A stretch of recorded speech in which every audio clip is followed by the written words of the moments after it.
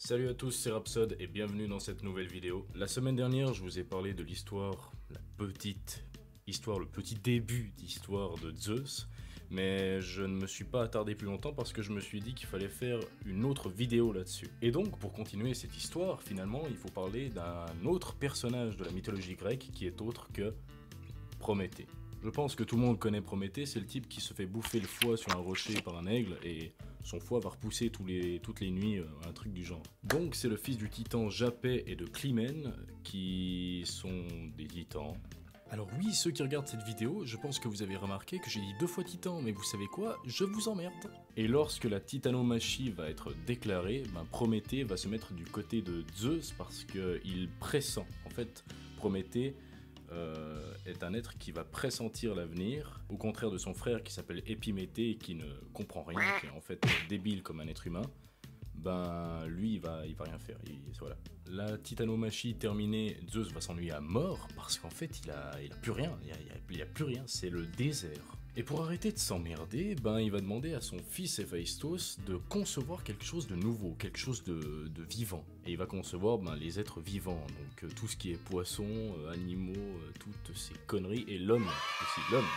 Après cette création, Zeus va alors déléguer aux 2 frères, donc Épiméthée et Prométhée, de leur donner des vertus, de leur donner des trucs, tu vois. Donc Épiméthée va dire à son frère ouais, vas-y, s'il te plaît, laisse-moi faire ce truc, quoi. Prométhée va accepter et Épiméthée va faire un peu les trucs normaux. Donc il va donner aux animaux de la fourrure, des écailles, des trucs comme ça, tout ce que tu veux, le bordel. Mais à la fin, il va se rendre compte qu'il a zappé l'homme, en fait. L'homme, il est nu, il sait pas où il est, c'est le bordel, le chaos. Il y a en plus ces bêtes féroces qui sont là, ils peuvent se faire bouffer à tout moment. Mais il y a que des mâles, il y a que des mâles, il y a pas de femmes. Donc, pour réparer cette connerie immense, Prométhée, il va aller voir Zeus et il va lui demander, écoute, patron, est-ce que je peux avoir le feu pour donner ça aux hommes, pour qu'ils se protègent et pour qu'ils cuisent leur aliment, tu vois.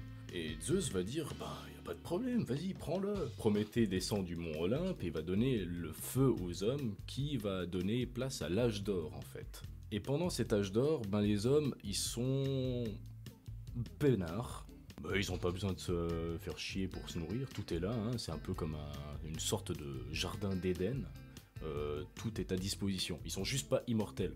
Et c'est pas la mort comme vous et moi, on va crever, tu vois, dans la souffrance et dans cette merde. Eux, c'est juste genre ils s'endorment et puis c'est fini, ils vont aux Champs-Élysées direct, c'est genre ils piquent une tête et puis...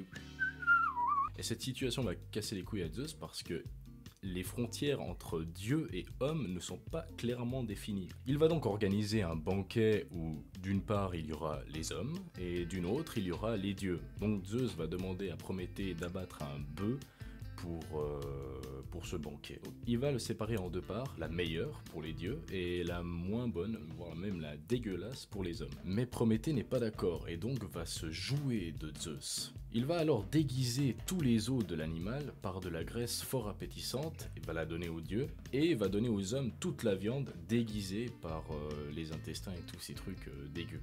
Mais c'est des bons morceaux derrière tout ça, tranquille. Zeus va se rendre compte de la supercherie et va donc priver les hommes du feu, et il va les contraindre de travailler pour se nourrir.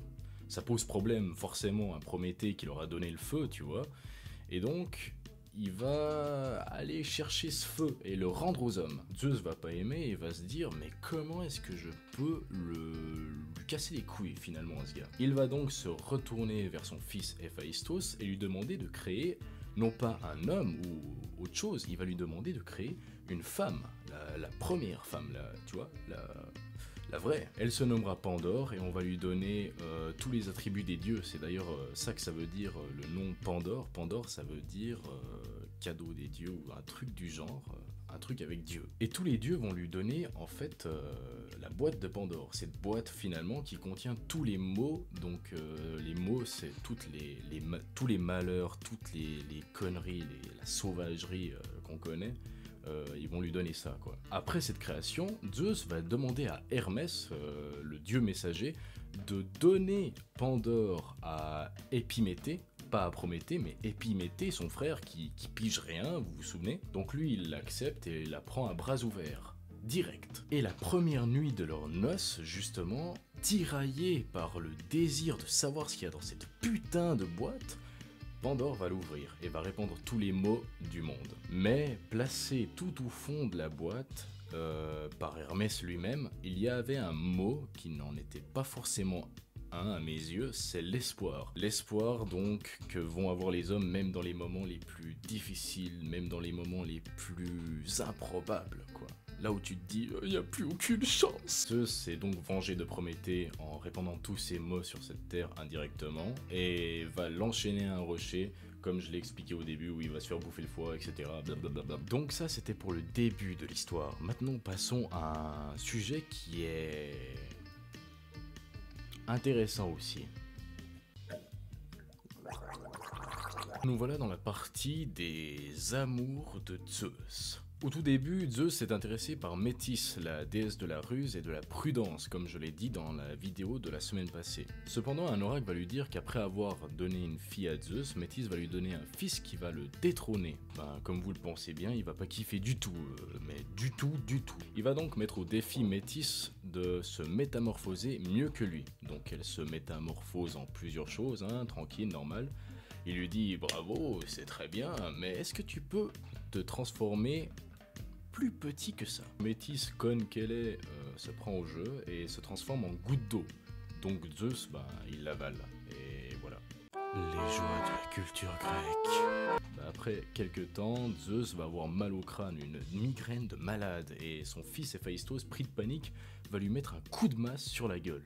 Et va naître d'une façon bizarre, Athéna, la déesse de la guerre et de la stratégie. Après Métis, Zeus va demander la main de Thémis, déesse de la justice. Déesse qui va soi-disant passant lui donner 15 enfants, dont 3 qui seront les heures, qui gèrent les saisons, et les moires. Alors les moires c'est quoi, ou plutôt qui? C'est 3 sœurs, Cloto, celle qui file, Lachésis, celle qui détermine la longueur du fil, et Atropos, celle qui coupe le fil. Comme vous l'avez compris, ces fils représentent la vie, mais pas seulement des hommes ou des créatures en général, aussi des dieux, parce que oui, les dieux peuvent être mortels si les moires le décident. Donc ça c'était pour Thémis, mais il va la répudier, Zeus va la répudier et la garder comme conseillère. Ah oui, petit détail que j'ai omis de vous dire, chaque fois que Zeus va se vider justement les bonnes Babybel, il va avoir des vertus de ses ébats. Donc pour l'instant, il a la justice et la prudence de ses 2 autres compagnes. Puis il va se tourner vers sa femme actuelle, si l'on peut dire, qui est sa sœur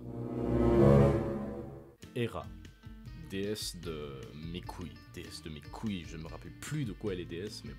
Mais Héra va pas accepter directement en fait ses avances, et elle va plutôt refuser. Elle va accepter seulement à une condition, qu'il se marie avec elle. Ce qu'il va faire. Par contre, on va pas se mentir, ça va pas l'empêcher d'aller voir ailleurs en bonhomme. Parce qu'après s'être marié à Héra, il va aller voir une autre personne. Et il va s'unir à Eurynomée, fille d'Océan, qui va lui donner 3 enfants, les 3 grâces. C'est des filles, des femmes qui représentent la joie de vivre dans la mythologie grecque. Voilà. Puis après ça, parce que oui, il y en a eu à l'appel, vint Mnémosyne, représentant ou incarnant la mémoire, qui va lui donner 9 filles, c'est les muses. C'est toutes celles qui gèrent les arts, l'histoire, etc. dans la mythologie. Encore après, ce sera Leto, la déesse de la nuit, qui lui donnera 2 jumeaux, Apollon et Artémis. Mais vous savez, Coco, il aime aussi les humaines. Il aime pas que les déesses, les nymphes ou les créatures cheloues. Il aime aussi les humaines. Mais ça pose un problème parce que, vous voyez, les humains et les dieux ne sont pas censés copuler ensemble dans l'ordre des choses. Et les humains ne peuvent pas contempler les dieux dans toute leur splendeur. C'est impossible parce que sinon ils crèvent. Ils décèdent, tout simple. Ça n'empêchera pas Zeus d'aller voir Sémélé, la fille du roi de Thèbes, pour copuler.